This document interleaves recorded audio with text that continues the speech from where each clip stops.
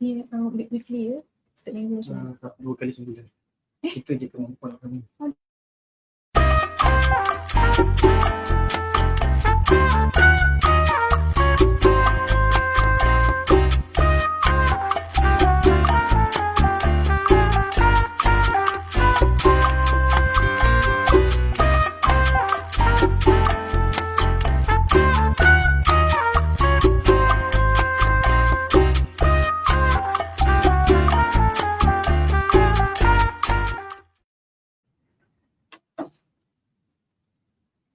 Bismillah, Assalamualaikum warahmatullahi wabarakatuh.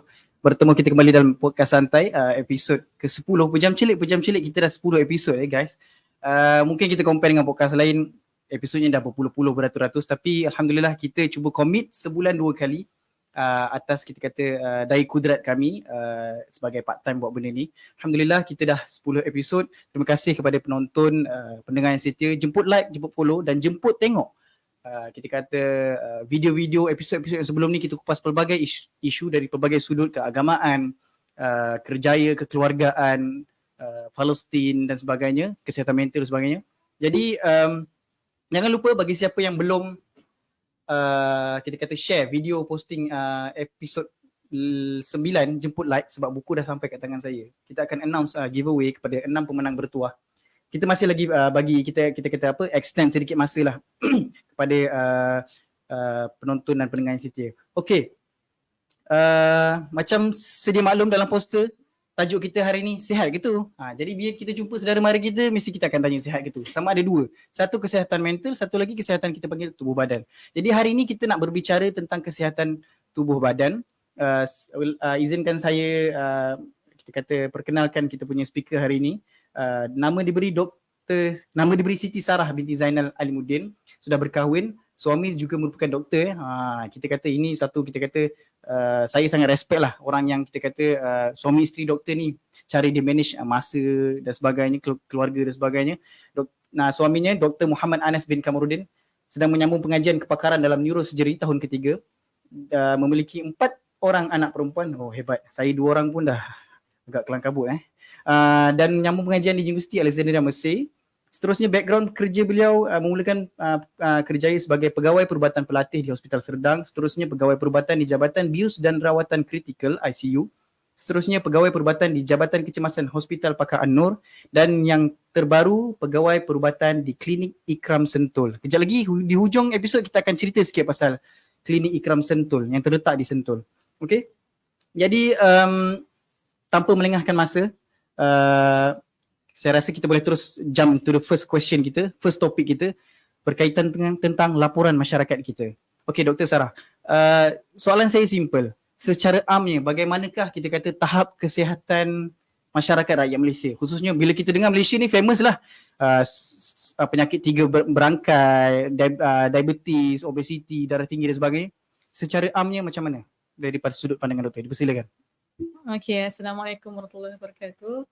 Okey, apa khabar semua? Sihat Alhamdulillah. Okey, terima kasih banyak Akhi Mukhlis. Okey, Assalamualaikum. Rabbi shrah li sadri wa yassir li amri wahlul 'uqdatam min lisani yafqahu qawli. Okey, terima kasih atas soalan Akhi Mukhlis. Okey, boleh cakap pasal tahap kesihatan di negara Malaysia. Okay, tahap kesihatan ni actually we have to look at a lot of factors sebenarnya untuk kita tengok tahap kesihatan sesebuah negara tu. Okay, the first factor kita tengok adalah jangka hayat. Jangka hayat, a lifespan of a citizen of Malaysia. Okay, kalau tengok jangka hayat rakyat Malaysia ni sebenarnya kan makin lama makin meningkat compared to previous years, which is a very good thing. Okay. Sebab dia makin lama. Okay. And in fact, tahun ni, this year, umur untuk seorang lelaki, lifespan seorang lelaki adalah 72 tahun, untuk perempuan adalah 77 tahun. So average is around 75 years old lah. Okay. So 75 years old. This is compared to previous years makin actually is quite low because ialah kemajuan di sudut fasiliti perubatan kita ataupun early detection of diseases dan sebagainya. And then tapi tak wajar untuk kita tengok pada jangka hayat sahaja. Kita nak tengok sihat ke tak sihat dalam masa 75 tahun tu. Okay. So actually there's another factor which is called jangka hayat sihat. So jangka hayat sihat ni, diorang buat satu kajian, jangka hayat sihat seorang Malaysian citizen adalah average 65 tahun. So 65 tahun is jangka hayat sihat. So 75 tahun is jangka hayat umur, sihatnya 65 tahun. So 10 years period tu adalah jangka hayat tak sihat. Maksudnya orang tu akan ada penyakit. So this is the reality lah. Ni adalah prediction sahaja. There's another laporan which is very very important, which is called NHMS. Okay, so sebelum pernah dengar NHMS. NHMS stands for National Health Morbidity Survey. Okay, survey ni dibuat every 4 years. So every 4 years. So last was 2023. Before that was 2019. So apa survey ni buat? Survey ni dibuat oleh KKM lah. So survey ni dia kata apa? Survey ni dia kata okay, survey ni dia kata sekejap. Okay, alright. The survey says that actually every 4 years dia akan buat survey tu kepada ramai rakyat Malaysia sebenarnya. So survey ni dia kata the leading cause of death is because of cardiovascular disease. Okay. So apa dia cardiovascular disease? Cardio is jantung, vascular is salur darah, and then disease is penyakit. So the leading cause, the number one cause of death is cardiovascular disease. Dan cardiovascular disease ni, kalau tengok cardio ni, vascular ni maksudnya dua penyakit yang popular lah, which is sakit jantung, heart attack, dan juga stroke, otak. So jantung ni, apa fungsi jantung? Fungsi jantung adalah dia akan pumpkan darah ke seluruh organ, betul tak? But jantung ni pun dia ada specific vessels nak supply jantung tu, dia pun nak dapatkan juga oksigen dan juga glucose untuk dia untuk kegunaan jantung tu sendirilah, untuk dia pump. So sekarang ni masalah dia adalah the vessel supplying the jantung tu is blocked with cholesterol plaque dan sebagainya. Usually that's cholesterol plaque. So itu masalah heart attack. And then kalau stroke is masalah block pada vessel yang supply the brain. So these are the number one cause of death among Malaysians lah, the cardiovascular disease. Dan cardiovascular disease ni, the major risk factor yang menyebabkan cardiovascular disease ni adalah 3 serangkai yang Akhi Mukhlis cakap tu, which is kencing manis, darah tinggi dan juga kolesterol. So 3 serangkai ni menyebabkan kematian yang paling tinggi di kalangan Malaysian citizens. So saya nak tengok pula pembahagian survey yang dibuat tu, NHMS tu dibuat apa tahu, dia kata kencing manis ni. Okay, I want to share the laporan daripada NHMS. It's very very important. You know why? Because kita nak tengok apa yang kita boleh belajar daripada nombor-nombor ni. Okay, so the first one is kencing manis. So kencing manis dia kata 1 in 5 Malaysian citizen ada kencing manis. So maksudnya dalam bilik ni kalau ada 5 orang, seorang ada kencing manis. 20%. Which is very high. Dan kalau tengok dalam bentuk millionsnya, 3.9 million. 39 juta orang ada kencing manis, dan 9% daripada 39 juta tu, which is around 10% ni, dia tak sedar pun dia ada kencing manis. Dia tak aware pun dia ada kencing manis. Okay, itu adalah kencing manis. Yang kedua adalah darah tinggi. Darah tinggi ni pula 3 in 10 people. 3 in 10 people, which is 6.4 juta. 6.4 juta ni double lah tadi. Tadi 3.9 ni 6.4 juta double. Dan 50% daripada separuh daripada 6.4 juta, which is 3.2 juta, tak aware pun yang dia ada darah tinggi. Okay, and then dia kata darah tinggi ni is 3 times more in males. Lelaki lagi banyak ada darah tinggi dan orang tak sedar lah yang orang ada darah tinggi tu. And then high cholesterol. High cholesterol ni 4 in 10. 4 in 10 ni 8 juta. Tadi 3 juta, 6 juta, 10 juta orang yang ada 8 juta orang yang ada high cholesterol. So high cholesterol ni paling tinggi. Ramai orang ada high cholesterol, dan 1 in 4 tak tahu yang dia ada high cholesterol. So survey ni dia akan buat clinical assessment, dia akan ambil darah lah orang-orang yang buat survey ni, dan dia check, oh memang you ada masalah penyakit ni, tapi dia tak sedar dia ada masalah penyakit tu. So actually this survey is very very important because menunjukkan bahawa tak ramai orang sedar pun yang dia ada penyakit 3 serangkai that causes the cardiovascular disease, which is the leading cause of death among Malaysians lah. Okay, so what do we learn from these numbers? Okay, it's very important that we do early screening. Sangat-sangat penting. Macam gigi, kita buat 6 bulan sekali. Tapi tak ramai orang suggest untuk, ataupun tak ramai orang yang menggalakkan kita buat medical check-up, health screening. So every 6 monthly buat medical check-up, ambil darah. Macam tu. But can we boleh tak saya add more points Sila, Doktor. from the Sila. NHMSU. Dia kata apa tau? Dia kata 1 in 2 adults. 1 in 2 adults macam mana dua setiap seorang tu 50%. ada overweight dan juga obesity. Ini paling tinggi. This is very high. This is very high. And dia kata 54% is among females. Dan juga dia kata 1 in 4 1 in 4 people has no physical activity. Dia tak buat, it's not physically active. It's not physically active maksudnya dia sedentary life lah. Maksudnya dia duduk baring saja, duduk saja kat rumah. Okay. And 95% do not eat recommended fruits and vegetables. Okay, maksudnya kita ada contohnya ialah 95% is a very huge number. 95% tak makan sayur dan buah yang sepatutnya diorang makan. And then I'm going to talk more about this point.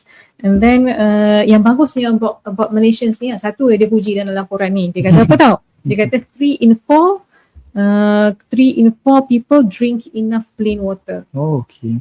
Minum air yang cukup. Plain water, bukan air manis lah. So itu benda yang diorang puji dalam laporan ni. So it's a very good laporan. What we can see from this laporan is we can learn that we have to do early screening because ramai yang tak aware dengan penyakit sedia ada. Okay. So it's very important to do the 6 monthly health screening. Okay, bila doktor sebut tak aware tu, mungkin doktor boleh kupas sikit berdasarkan pengalaman doktor lah. Dia tak aware tu adakah puncanya kenapa dia tak aware, dia tak diberi pendedahan ataupun environment dia sendiri yang begitu, ataupun ada satu orang panggil apa, bukan tips lah, sebenarnya benda yang tak bagus pun sebenarnya. Orang cakap tak payah buat check up, so dia tak tahu apa dia sakit apa dan dia tak kisah pun lah.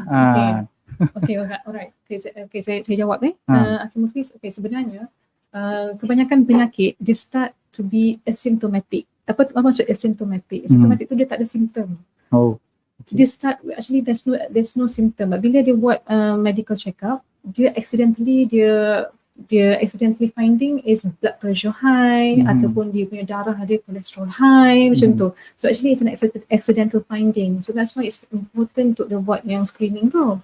Because dia datang dengan without symptom. Setengah orang dia datang with symptom sakit kepala. So sakit kepala ni usually is related to high blood pressure. So that's why you have to check your blood pressure juga. And then contohnya the symptoms of kencing manis is apa? Is selalu kencing ataupun kencing dia banyak amount ataupun dia selalu berpeluh.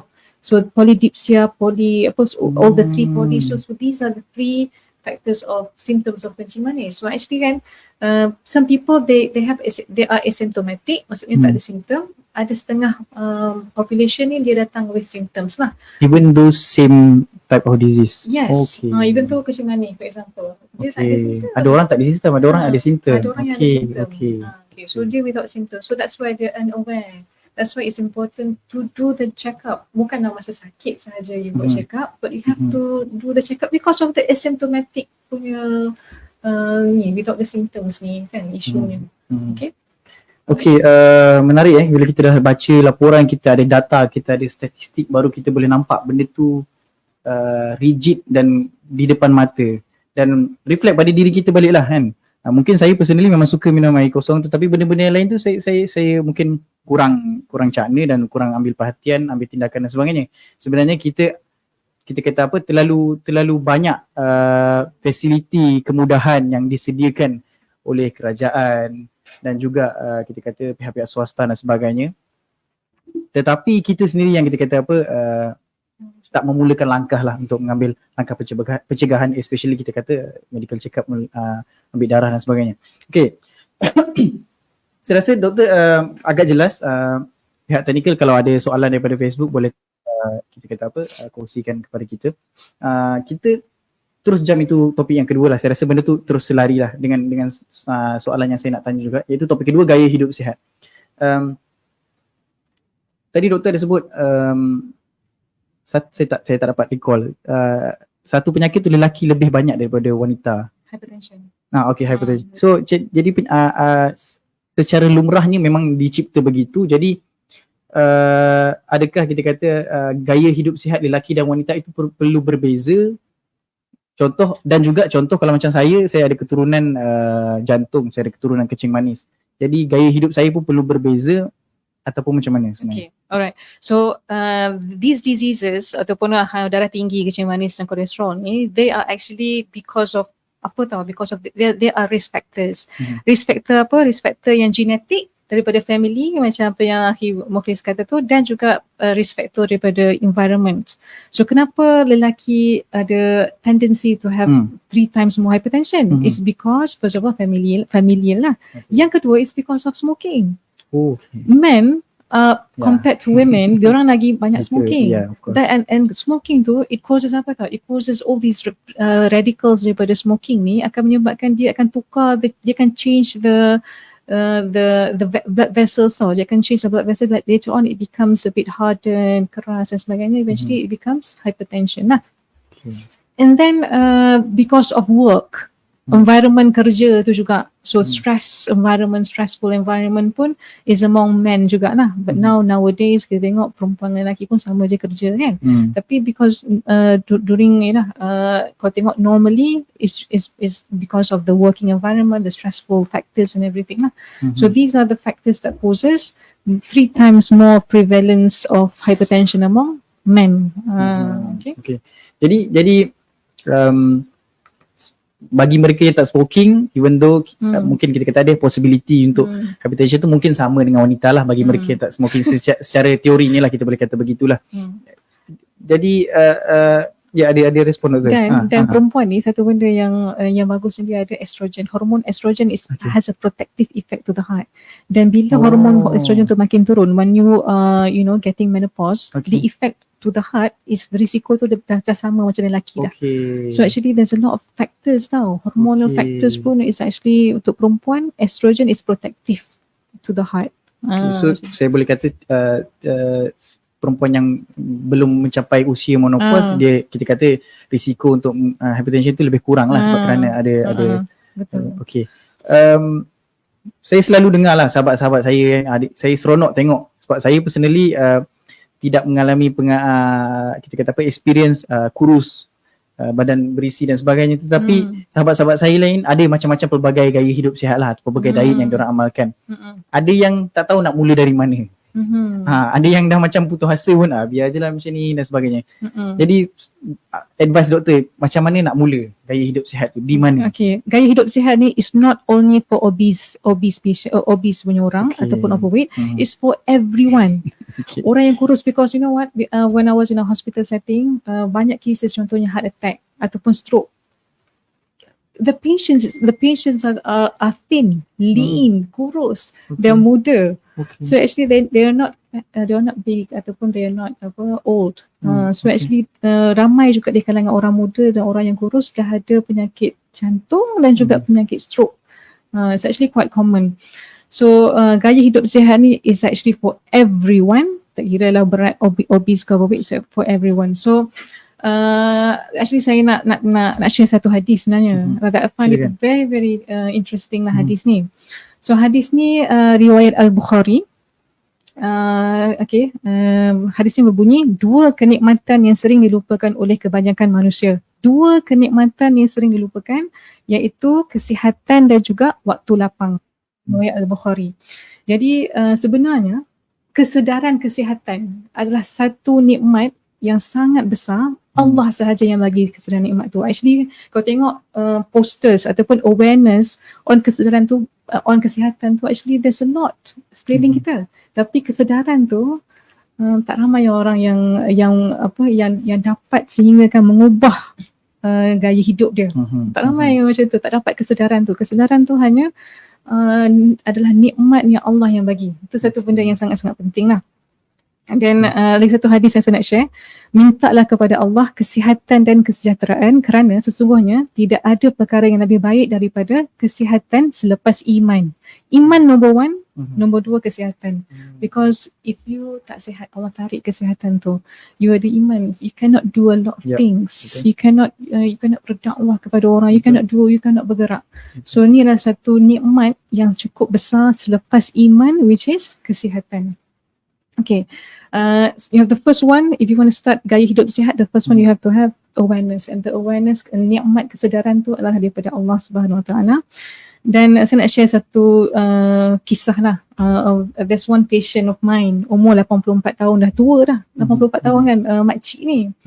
Dia datang kat klinik, sihat sangat badan dia. Badan dia okey, boleh jalan sendiri, tak nyanyuk dan sebagainya. Dia datang because of so saya tanya dia, before dia balik tu, apa tips makcik? Apa tips makcik kongsikan kepada saya kan? Sebab makcik nampak macam orang muda. She looks very sihat kan. And then dia kongsikan, dia kata, doktor, satu dia saya amalkan, which is satu doa ni sejak kecil saya amalkan. Doa ni saya baca setiap kali before makan. Apa doa dia? Doa dia 4 bismillah tu. Bismillahirrahmanirrahim, Bismillahirrahmanirrahim, Bismillahirrahmanirrahim, Bismillahirrahmanirrahim, Bismillahilladzi la yadhurru ma'asmihi syai'un fil ardi wala fis sama'i wa huwas samiul alim. So ni adalah doa yang saya ingat sampai sekarang. Makcik ni share lah satu doa yang cukup hebat lah ya. Okay, saya sebenarnya nak share macam mana kita nak ubah gaya hidup yang sihat ni. Okay, sebenarnya ubah gaya hidup yang sihat ni sebenarnya banyak sangat method di luar sana. Ada yang guna gaya hidup sihat suku-suku separuh. Okay, ini yang ramai orang guna lah, yang KKM sarankan. Ada yang guna cara IF, ada yang guna cara diet Atkins, ada yang guna cara keto diet, dan macam-macam diet lah. So diet ni sebenarnya it doesn't mean that what works for me works for everyone. So you have to try and error. Then some people they can tolerate the diet, some people they can't. But apa yang saya nak share adalah apa yang KKM sarankan suku-suku separuh, dan saya amalkan, dan alhamdulillah saya turun 13 kilo. Saya jarang beritahu ini publicly, tapi saya just nak share sebab ni this is apa yang KKM sarankan, itu yang kita ikut dan berjaya. Berapa lama tempoh? Dia ambil masa dalam few months juga, almost 1 year. 9 months macam tu, 9 to 10 months lah. So it's actually quite simple. Apa yang KKM sarankan kita follow.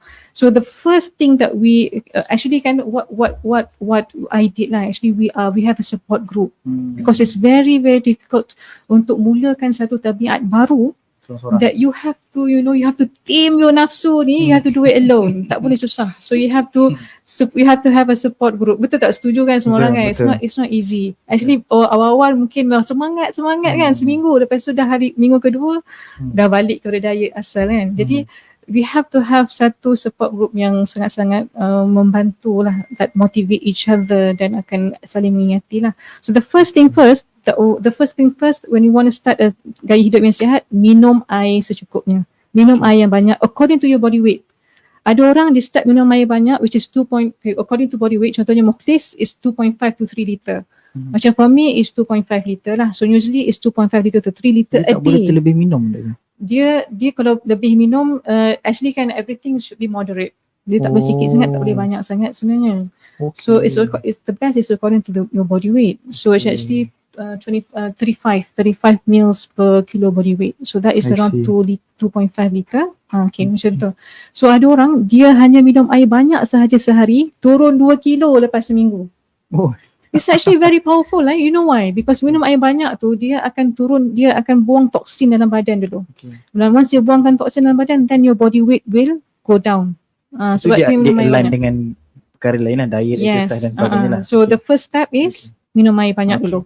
So usually minum air banyak, tak buat apa-apa, tak makan, tak exercise, dia akan turun juga 2 kilos macam tu. So that is the norm. So you have to drink lots and lots of water. Men, saya apa yang saya tengok, men lelaki tak banyak minum air sebenarnya. Tapi perempuan banyak minum air lah. So lelaki, biasa kat office pun nampak perempuan tambah besar tu mesti perempuan. Betul. Pernah dengar tak chronic dehydration?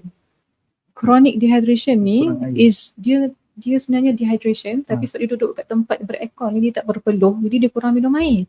At the end of the day dia jadi lesu, dia penat. It's because of chronic dehydration. Sebab dia tak berpeluh, dia tak minum air lah. So actually dia kurang air. So chronic dehydration is very common lah, orang yang kerja dalam building. And then the second one is suku-suku separuh. So what do you mean by suku-suku separuh? During breakfast, during lunch, during dinner, kita buat suku-suku separuh ni. So semua orang buat macam ni. Okay, this genggam ni is the size of your carbohydrate.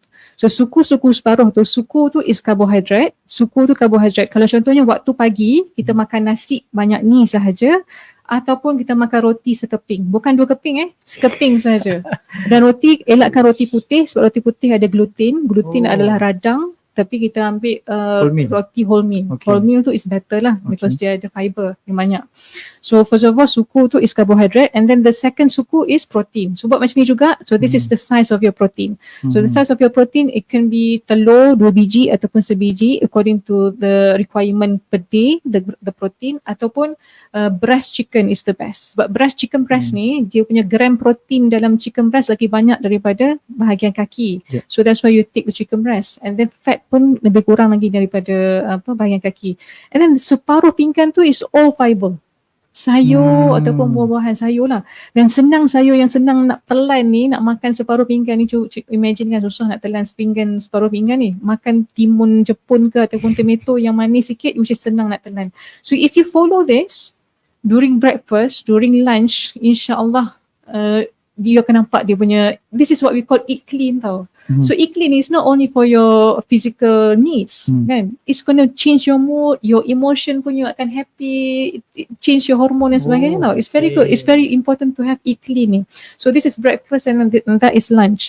Dan elakkan ikan selain ayam kita dah pakai ikan kan, ikan putih. Elakkan ikan tongkol, ikan yang ada misai semua sebab dia ada toksin, dia ada high toxin sikit. High toxin ni dia akan susah nak turun berat badan sikit lah. Okay, itu ikan lah.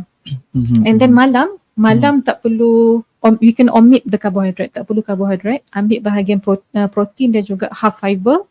Sebabnya malam kita nak tidur dah, tak perlu energy lah untuk kita buat apa-apa aktiviti waktu malam tu. Okay, so these are the breakfast, lunch and dinner is, orang cakap suku-suku separuh, now you know what is suku-suku separuh. Kan orang cakap suku separuh tu, what do you mean by it? So this is what you mean, this is what we mean lah. And then in between makan breakfast, lunch and dinner ni ada snack. It's very important untuk you makan juga is because you want to burn calorie. You want to burn calorie. So apa yang kita nak kena makan during snacking? Makan protein atau fiber sahaja. Elakkan karbohidrat. So apa dia protein dan fiber dalam kepala bila you lapar sahaja, mungkin you akan craving masa tu, tapi ingat dua benda ni, which is the first one, fiber is buah-buahan warna hijau. Buah-buahan warna hijau contohnya jambu batu, contohnya buah pear hijau, contohnya seperti apple hijau. Okay. Yes, bila you lapar you cari buah-buahan hijau, you takkan crave benda lain dah sebab you nampak benda tu is gonna fulfill. Dia akan rasa fiber tu mengenyangkan sebenarnya. So you tak akan macam nak cari kuih-kuih Melayu ke apa-apa kan sebab benda tu tak mengenyangkan. And then the other one is kekacang. Protein lagi satu adalah kekacang. Kekacang the best one is badam. Badam low in fat dan dia mengenyangkan lah. So badam ni around 13 to 14 pieces ataupun kacang tanah banyak sikit fat, gajus pun banyak sikit fat. So the best is kacang badam. So ni tips yang saya buat sepanjang tahun tu. Okay. But you need to have a cheat meal in that week. Sebab apa? Bila you makan makanan macam ni, badan you akan start to macam akan modulate lah dan dia akan turun metabolism sikit. So you have to makan cheat meal sikit, makanan yang berat sikit so that metabolism tu naik sikit untuk burn more calorie yang fat tu. So that's why you have to have cheat meal. Wajib. Setengah orang kata tak payahlah cheat meal lah, kena makan cheat meal tu sebenarnya. Anggarannya berapa kali seminggu? Sekali je. Seminggu sekali je? Seminggu sekali je. Okay. InsyaAllah buat benda ni, insyaAllah dia sebab macam ni, Akhi Mukhlis, kita nak pakai badan kita berapa tahun? Allah. 70, 80. So another 40 to 50 years kan. So actually, you actually kan you know the principle, you can modulate yourself lah. Contohnya you dah makan tengah hari, you makan berat and then malam tu you kurangkan dekat macam tu lah. Actually kan you know how to, once you know the principle, you can modulate your diet the whole day. Tadi doktor dia sebut kacang. Kalau alternatif kepada kacang untuk orang yang gout especially. Untuk yang gout. Okay. Alternatif kalau orang yang gout dia kena ambil buah-buahan fiber lah. Contohnya macam buah hijau tu ataupun and then another snacking yang bagus, orang yang suka coklat, dia boleh ambil coklat yang 80% koko. Yang pahit tu kan. dark chocolate. Dark chocolate. Oh, dark chocolate. So 80% cocoa is dark chocolate sebab dia akan burn calories actually. So you can satisfy your craving of chocolate and at the same time dia akan burn calorie. It's very good chocolate yang 80% dark chocolate ni. So, dia pun tak berapa manis, tak siap saya lah dia makan dark chocolate. Dia akan suka lah dark chocolate ni. Okay. Okay. So lagi satu tipsnya, kalau nak makan ayam berkuah, jangan ambil kuah yang banyak, ambil 1-2 sudu sahaja sebab bila you contohnya kan that ayam, that daging yang you masak dengan kuah dan sebagainya, it will melt all the fat inside the kuah. And then you taking the kuah, you makan the fat actually. And then sambal belacan ataupun budu dan tempoyak tu semua is very high in sodium, garam. So benda tu akan lambat sikit turun berat badan. So all these things you ambil sikit, you boleh makan tapi you ambil sikit in moderation. So actually these are all the tips that me and my team, actually I have a support team yang kita orang amalkan for the past 1 year dan semua orang 100% semua turun berat badan. Seronok tu. So semua ada result. So actually you have a lot of method out there. And what works for me doesn't mean that it works for you as well. So you have to try and error. So this one, everyone ni lah berjaya. So the one gaya hidup sihat that I want to share is that this is pemakanan. Pemakanan. So pemakanan dia akan turunkan 80% of your body weight. Lagi 20% is exercise. Okay. Another thing about exercise ni, setengah orang ni suka long distance running, marathoner. Some people they like weights and everything kan. So you can actually try and error juga. You know why? Because there are certain people yang mana dia nak turun berat badan, tiba-tiba dia sampai plateau dia tak turun-turun lah berat badan dia. Dan dia jenisnya orang yang suka buat cardio. Tapi bila dia buat weight sahaja, terus badan dia turun. So actually you need that weights. Beli macam orang macam akhwat perempuan ni, dia tak suka sangat buat weights sebab dia tak nak ketul-ketul dan sebagainya kan. Tak cantik. Tapi sebenarnya you have to do weights untuk turun berat badan sebenarnya.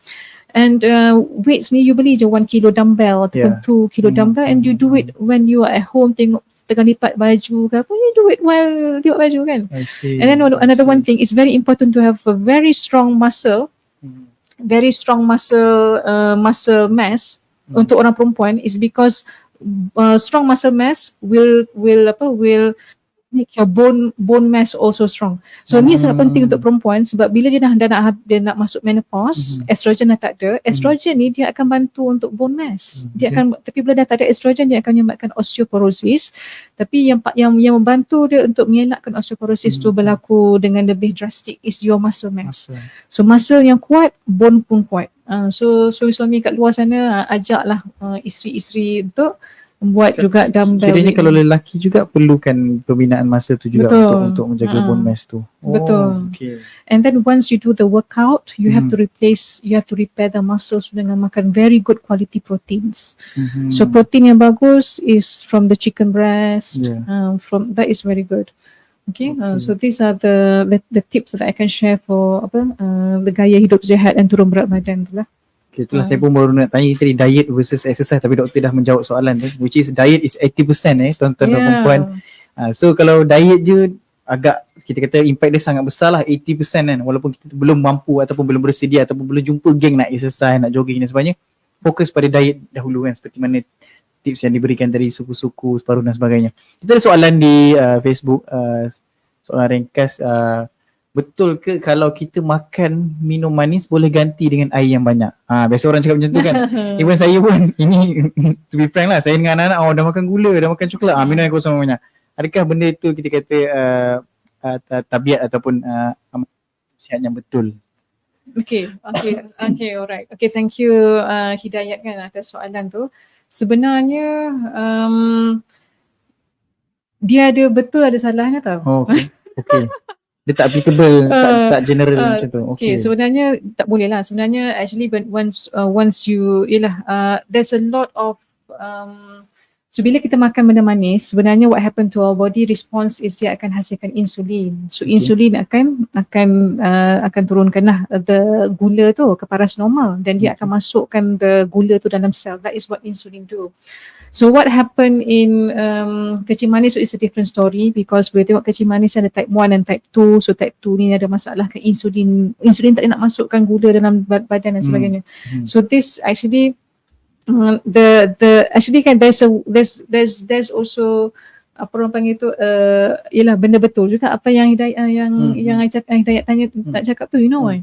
Because bila gula banyak kita macam contohnya patient yang ada diabetic kan, dia ada high glucose dalam badan kan, so what doctors do for them is kita akan bagi dia masuk banyak masuk air. So kita nak bagi, sebab what happen is the patient is very dehydrated sebenarnya bila gula banyak dalam badan, so we have to give hydration. So that is the principle in diabetic ketoacidosis lah, maksudnya tinggi gula. So ada betulnya kat situ. Tapi sebenarnya kita kena we have to instill gaya hidup yang sihat. Kita kena kurangkan gula dalam pemakanan kita dan sebenarnya. Itu the first thing lah sepatutnya lah. That is the principle. Kurangkan gula. Okay. In fact budak-budak pun sekarang ni kita cakap tak apa dia budak-budak lagi, tapi sebenarnya kan there's a case, there are cases yang mana remaja dah kencing manis. Budak-budak remaja dah ada kencing manis, so it's very dangerous sekarang ni, it's very alarming. So kita kena start to have gaya hidup sihat ni from younger age. So start dengan muda, kita dah amalkan gaya hidup sihat ni, bukanlah kita dah berusia ni baru nak start. Okay. So itulah bila kita tengok sekeliling kita makanan macam-macam lah sekarang, makanan viral lah, boba lah dan sebagainya, semua manis memang sekeliling kita di hujung jari lah kan. Kedai pun dah bersepah tepi rumah kita dan sebagainya. Kita ada soalan seterusnya. Kenapa dalam diet journey kita akan reach to one point yang berat tak turun-turun? Salah teknik ke? Tadi mungkin Dr. explain sikit. There's a lot of factor kena tengok juga. What the most important factor is sometimes pemakanan kita. Sometimes kita tengok kenapa lah aku dah jaga dah makan dan sebagainya tapi still tak turun-turun. It's actually kan the small things yang kita tak sedar pun dalam pemakanan kita tu yang menyebabkan dia static. So usually kan is first of all is because nasi lebih. For example, kita tak ikut suku-suku separuh tu, nasi lebih. Ataupun is because of kita ambil juga pengambilan gula dalam pemakanan kita. Ataupun kita buat juga yang suku-suku separuh tu, tapi the snacking part tu kita tak jaga. Kita cari kuih-kuih between the lunch and dinner tu. Snacking tu tak jaga. Snacking tu kita ambil snacking, contohnya kuih-kuih manis tu for example. So benda tu dia actually kan kita akan tengok balik tau. Kita akan tengok balik what are the things yang menyebabkan still lagi ada masalah yang tak turun-turun berat badan ni, ataupun benda-benda kecil-kecil di dalam pemakanan tu yang kita tak sedar sebenarnya. Contohnya kuah terambil banyak ataupun sambal belacan sos tu pun is very high in sugar and also garam. So benda-benda tu yang kita akan tengok, the small things tu. And then minum air mungkin tak banyak sangat, mungkin minum air pada hari tu kurang dan sebagainya. And then lagi satu some people they do cardio sahaja. Tak buat weights macam previously. Macam ada orang yang dia buat cardio sahaja, dia perasan it is plateau. So bila dia plateau tu dia start buat weights, dia angkat berat dan barulah berat badan dia turun. So actually there's a lot of factors yang kita kena tengok juga. And then what else? Contohnya tidur yang tak cukup. Tidur yang tak cukup pun akan menyebabkan there's hormone imbalance tau. Hormone imbalance yang menyebabkan ialah stress hormon naik. Bila you dalam keadaan stress, kerja stres dan sebagainya, hormon kortisol akan tinggi. Hormon kortisol tinggi dia akan mengganggu you punya berat badan tu sebenarnya. And then tidur yang tak cukup, benda tu semua akan mengganggu juga you punya berat badan. So actually there's a lot of factors yang menyebabkan kenapa kita plateau, kenapa kita tak turun-turun berat badan tu. In fact, we have cheat meal tu pun is very important. Cheat meal tu pun is actually quite important because bila kita makan makanan yang sihat sahaja, bayangkan macam kita duduk, kita pergi ke hutan, ke perkemahan kat hutan, kita makan apa? Makan makanan yang kat hutan, sayur dan sebagainya kan. Badan kita what happen is, awal-awal dia akan turun berat badan. Tapi lama-lama dia akan turun metabolism dalam badan tu. So bila turun tu badan kita akan try to shut down. We have to shut down. We are in the forest. There's no food in the forest. We have to shut down our body. So what happen, the metabolism rate will be low and then kita pun jadi orang yang high metabolic rate yang kita nak. Kita tak turun berat badan ni. Tapi orang yang low tu yang nampak plateau dan sebagainya. So we have to have cheat meals, indulge yourself, makan je dalam seminggu tu, makan je makanan yang apa, burger ke apa kan, macam tu. Okay. Soalan seterusnya, betul ke exercise boleh bantu atasi masalah insulin resistance? Okay, insulin resistance. Okay, what is insulin resistance? So insulin resistance ni adalah masalah type 2 diabetes. So type 2 diabetes ni dia ada masalah in terms of insulin tu. Kan fungsi insulin dia akan masukkan glukos dalam sel. So that the blood glucose tu is low. So sekarang ni insulin ni tak dapat masuk dalam sel. There is resistance. The receptor tu ada masalah, insulin tak dapat nak masukkan lah. So there's a lot of glucose dalam darah. So does exercise will help? Okay, this one I have to look back to the research and kajian. Ada juga yang mengatakan yes. Sebabnya insulin resistance ni is usually in type 2 diabetes ni adalah selalunya di kalangan orang-orang yang big size, obese, overweight, ni orang-orang yang selalu kena insulin resistance. Dia ada certain features lah dalam badan dia, contohnya blackish area tu orang panggil Niagara ni kan. So actually there are certain features yang mana orang yang overweight dan obese ni dia akan kena type 2 diabetes. Bila dia workout, bila dia dah kuruskan badan dia, jaga pemakanan dia, eventually the insulin resistant tu makin lama makin improve. So dia dah tak perlu dah ambil ubat-ubat. Contohnya dia kena makan ubat diabetik, contohnya 2 biji dan satu lagi dua jenis, ataupun dia kena ambil insulin. Lama-lama dia improved in terms of the resistance, and then dia dah kurangkan dia punya dose insulin, dan dia dapat kurangkan dia punya pil daripada 2 pil jadi 1 pil macam tu. So actually there are cases yang macam tu. So actually if you change your lifestyle, if you do exercises, it can help also in insulin resistance lah sebenarnya. Okay, so maksudnya ada possibility jugalah. Actually there's a lot of macam-macam lah dekat luar sana yang buat insulin reverse, diabetic reverse. Reverse diabetes. Pernah dengar reverse diabetes? Dia ada cara dia untuk daripada orang yang kena kencing manis, dia tak jadi kencing manis dah. Itu melalui apa? Dietnya atau Pak? Yes. Melalui diet. Okay. Menarik soalan-soalan yang dilontarkan daripada Facebook Live kita. Okay, kita dah bincang tentang gaya hidup sihat, maksudnya sebagai prevention. Tapi kalau orang yang kita kata mengidap beberapa penyakit kronik dan sebagainya, kita cerita tentang hospital pula, ubat-ubat di hospital. Ramai yang kata ada kesan sampingan, takut nak jumpa doktor. Ini tipikal lah, especially golongan veteran, mak ayah dan sebagainya, takut nak jumpa doktor. Sama ada bila dia dah tahu dia sakit, dia runsing, dia resah, begini. Ubat sebakul dalam atas meja bila nak sarapan dan sebagainya. Ataupun bila dah buat operation, ada some long term side effect dan sebagainya, kena follow up dan sebagainya. Jadi apa nasihat doktor untuk orang yang mengalami cabaran, especially kita anak-anak muda, untuk membantu ibu ayah kita lah. Okay. Alright, okay, thank you for the question, Akhi Mukhlis. Okay, sebenarnya kan soalan ni ramai sangat tanya saya.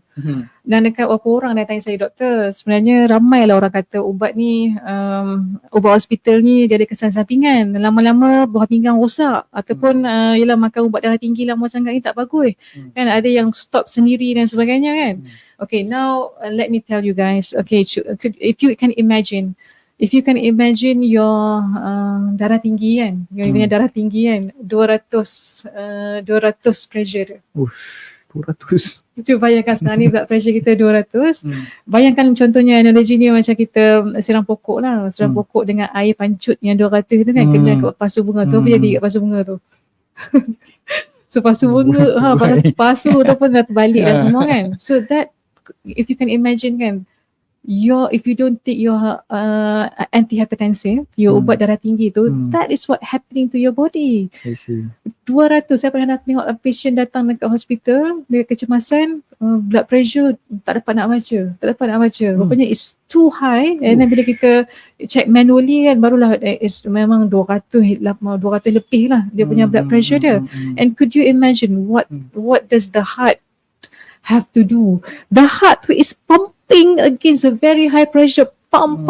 The heart is also exhausting, and then what happened to the blood vessel supplying the brain kan, pecah kat situ, pecah kat bawah pinggang dan sebagainya kan. So if you have to remember, every medication tu sebenarnya dia memanglah ada side effect dia, tapi you have to timbang antara the benefit as well. So the benefit tu apa? Dia akan turunkan dia punya blood pressure. So you have to remember, if you tak makan ubat, the effect too will be more detrimental. It will be more deadly to the patient daripada dia makan ubat, makan biji 10 biji. Tak apa, because kita dah kira according to your dose, according to your weight, according to your situation. Kita dah kira, doktor dah kira dah semua ubat-ubat tu. Sebenarnya bila yang penting kan, bila kita dah, contohnya the patient is prescribed with ubat for example. So it's very important untuk pesakit tu tahu ubat tu ubat berapa dos dia, apa ubat yang dia tengah makan. Penting semua information ni, sebab kan bila saya tanya pesakit kan, makcik makan ubat apa?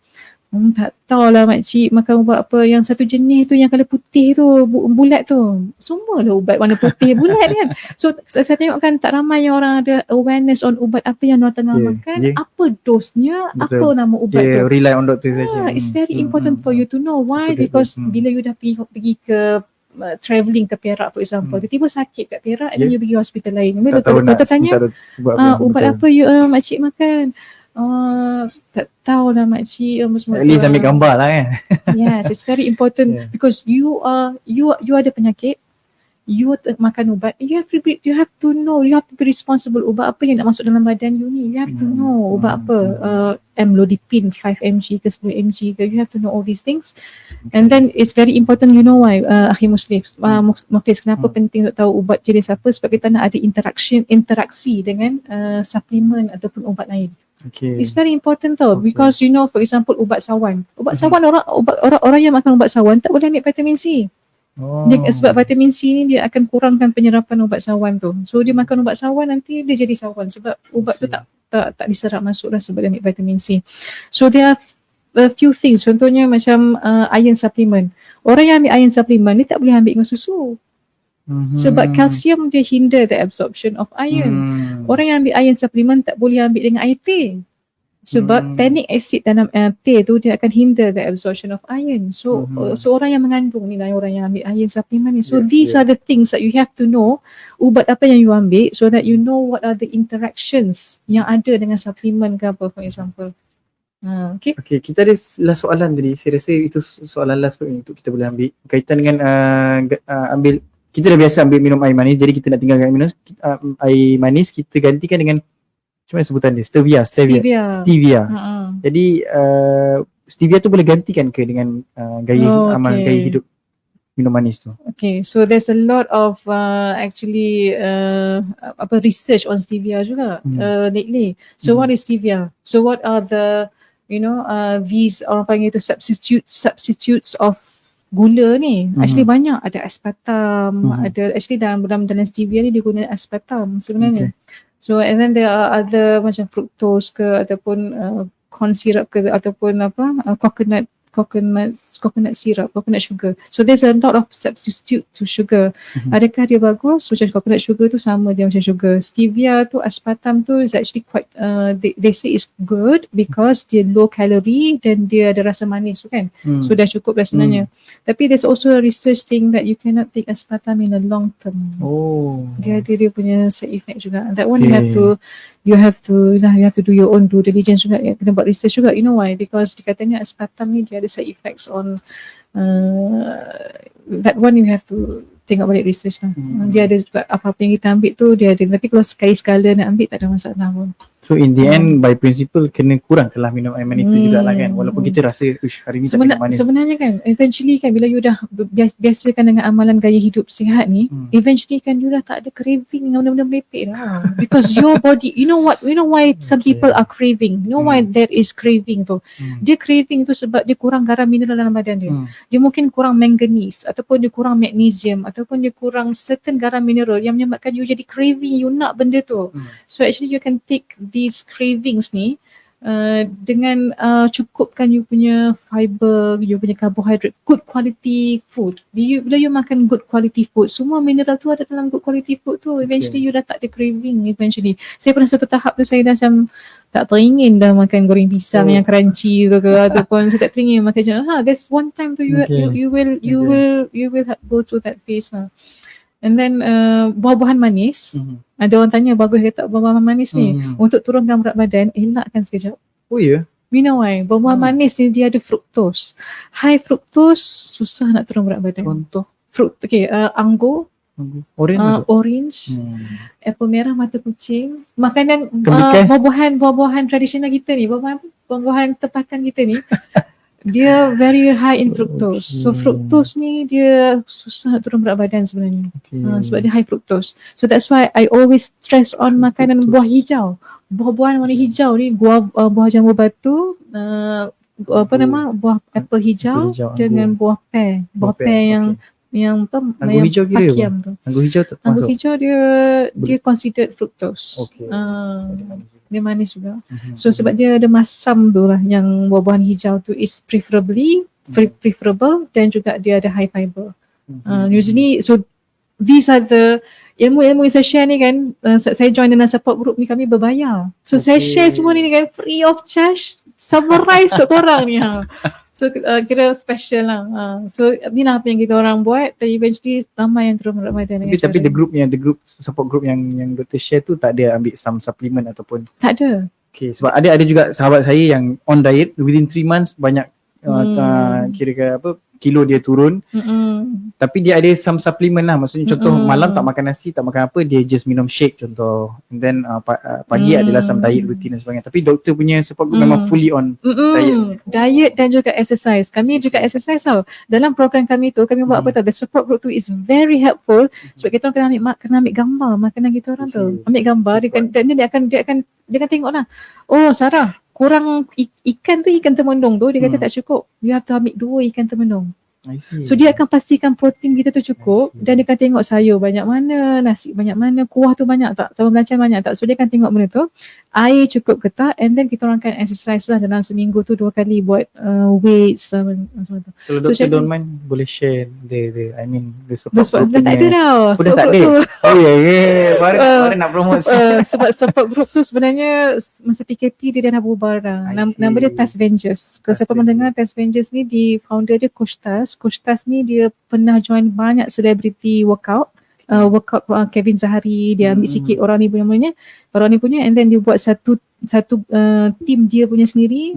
Dia ni lah, dia buat sendiri lah dia. Okay, tak apalah, at least apa yang doktor share tu, experience, knowledge tu, kita je boleh buat support group sendiri lah kan. Kita tak perlukan suplemen ataupun apa-apa shake dan sebagainya. Kita hanya perlukan diet yang seperti doktor share, dan juga exercise ringan yang kita boleh buat juga lah. Benda tu jadi kan, tak perlu pun suplemen actually. Benda tu jadi sebenarnya.